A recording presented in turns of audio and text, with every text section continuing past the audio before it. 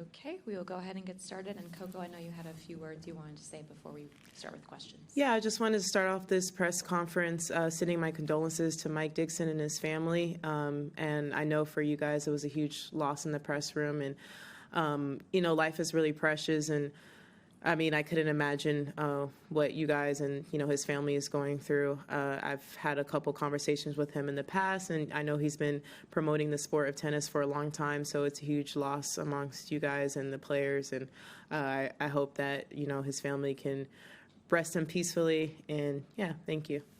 Thank you, Coco. Okay, we'll start with the questions, please. Yes. I want to say congratulations to your Thank you. victory, Coco. And then I would like to ask, what song did you listen to when you entered the arena today?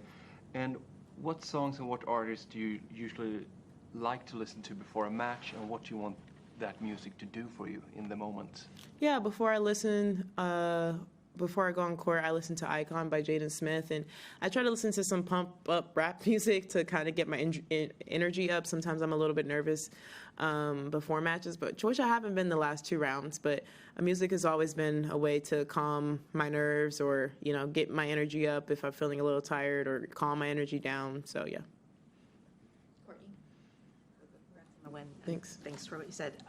In terms of today's match, how did you kind of go into the match? What was the game plan? And how did you kind of see it kind of play out as you were playing it? Yeah, I mean, the game plan was, just to, on her serve, just make returns. She has a big serve, and she goes for it every single serve, which is something that I really respect. And she has a big game, and I think, as she keeps working, she's going to be at the top of the game, too. And it wasn't really like a huge game plan. Like, I've never hit with her, so it was tough to kind of, put something into action.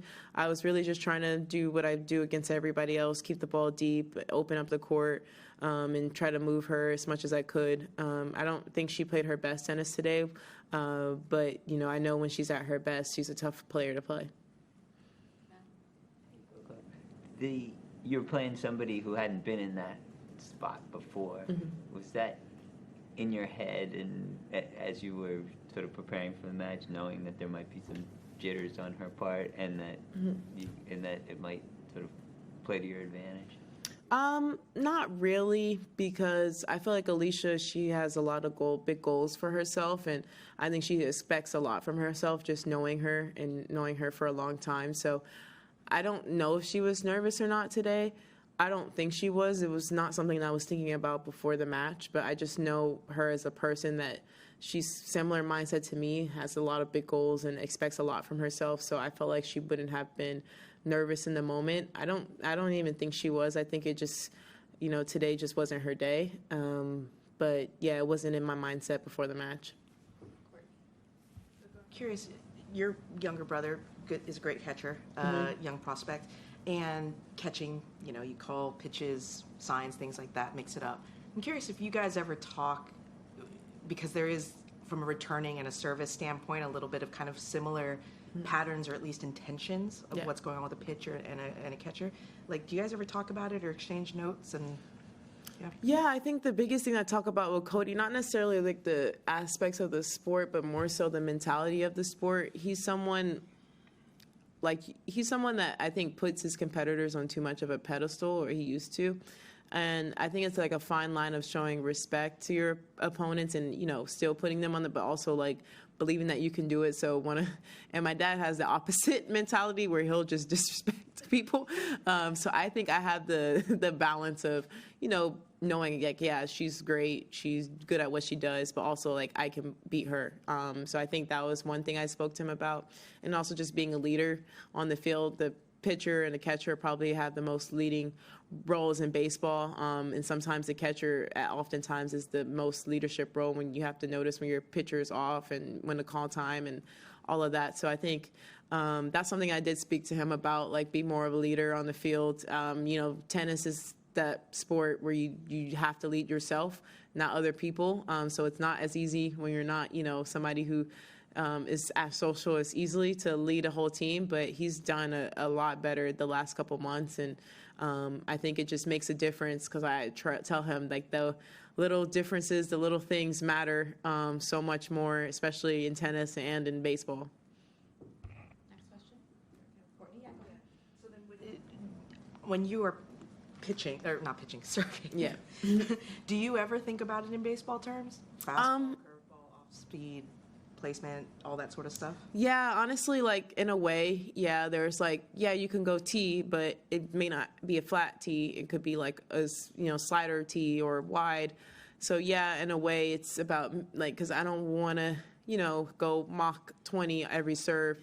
Like, yes, can be great, but girls are going to get a rhythm. So it's all about mixing up those paces. And at times, I do think of it as like a catcher would, because the catcher is usually the one that calls the signals, and you have to kind of notice, you have to know the returner as well as like the catcher needs to know the batter. And luckily, tennis, we only have to focus on one person at a time. They have to know a whole lineup.